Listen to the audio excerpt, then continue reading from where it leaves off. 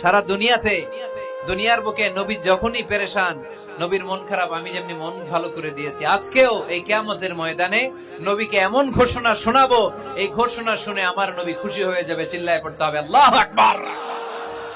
আল্লাহ তখন বলবে, নবী মাথা তোলেন, মাথা তোলেন, ইরফা রাসাক, নবী মাথা তোলেন, সাল তু'তা, আপনার কান্না আমার সহ্য হয় না, সাল তু'তা, যা যাবেন তাই দেব।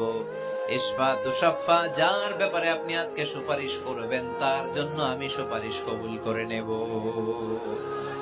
বলে সাউফা ইউতিকা রাব্বুকা ফাতারদা, নবী এমন এমন জিনিস আপনারে দেব আপনি খুশি হবেন। তারপরে নবী খুশি হবেন না, নবী অস্থির হয়ে থাকবেন আমাদের জন্য একটা পতাকা নিয়ে, আমাদের সবাইকে নিয়ে আমার নবী, পেয়ারা নবী জান্নাতের দরজার মধ্যে একটা ধাক্কা দিবেন, পড়েন আল্লাহু আকবার। জান্নাতের রক্ষী ফেরেশতা বলবে, মান আনতা, আপনি কে? বিশ্বনবী বলবেন, আনা মুহাম্মদ।